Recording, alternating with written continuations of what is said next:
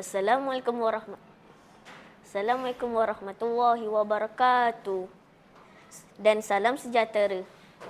Yang dihormati Tuan Pengerusi Majlis, barisan hakim yang arif lagi bijaksana, guru-guru serta rakan-rakan yang saya kasihi sekalian. Pada pagi ini penuh bermakna ini, saya berdiri di hadapan hadiri untuk menyampaikan pidato yang bertajuk Bersama Membina Negara Bangsa.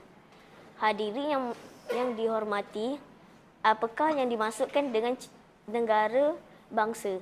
Negara bangsa ialah sebuah negara yang rakyat hidup dalam keadaan aman, bersatu padu dan mempunyai semangat cinta akan tanah air. Walaupun kita terdiri daripada pelbagai kaum, agama dan budaya, kita tetap berdiri di bawah satu bendera yang sama, iaitu jalur gemilang. Persoalannya, mengapa kita perlu bersama-sama membina negara bangsa? Pertama, kita perlu memupuk semangat perpaduan. Perpaduan merupakan asas kekuatan sebuah negara. Tanpa perpaduan, negara akan menjadi lemah dan mudah berpecah belah. Sebagai murid sekolah, kita boleh menunjukkan semangat perpaduan dengan menghormati rakan-rakan yang berlainan kaum dan agama. Kita juga hendaklah bekerjasama dan dalam setiap aktiviti sekolah tanpa mengira latar belakang. Bab kata pepatah, bersatu kita teguh, bercerai kita roboh. Hadirin sekalian, kedua, kita perlu mengamalkan nilai murni dan kehidupan seharian. Sikap jujur, bertanggungjawab, menghormati dan bertolak ansur dapat melahirkan rakyat yang berakhlak mulia. Apabila setiap individu mengamalkan nilai-nilai ini, masyarakat akan hidup dalam suasana yang harmoni dan sejahtera. Sesungguhnya pembinaan negara bangsa bukan hanya tanggungjawab pemimpin, malah tanggungjawab setiap rakyat termasuk kita sebagai generasi muda. Selain itu, kita juga menuntut ilmu dengan bersungguh-sungguh.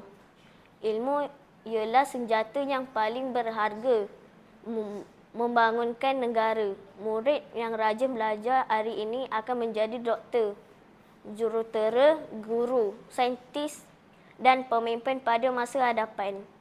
Oleh itu, kita hendaklah menggunakan peluang belajar yang diberikan dengan sebaik-baiknya demi kemajuan diri, keluarga dan negara.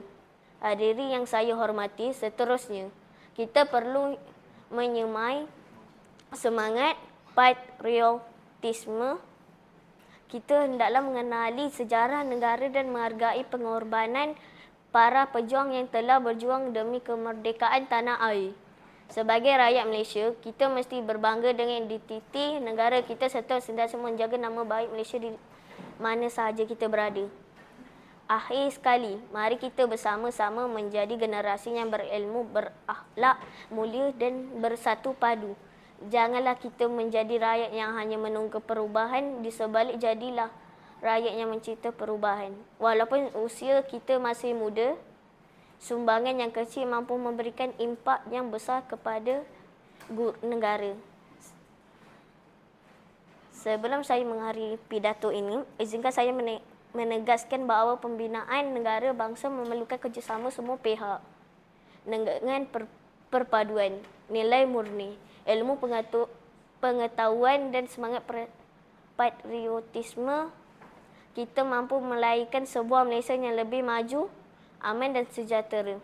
Bersama membina negara bangsa, bersama melakar masa depan gemilang. Sekian, terima kasih.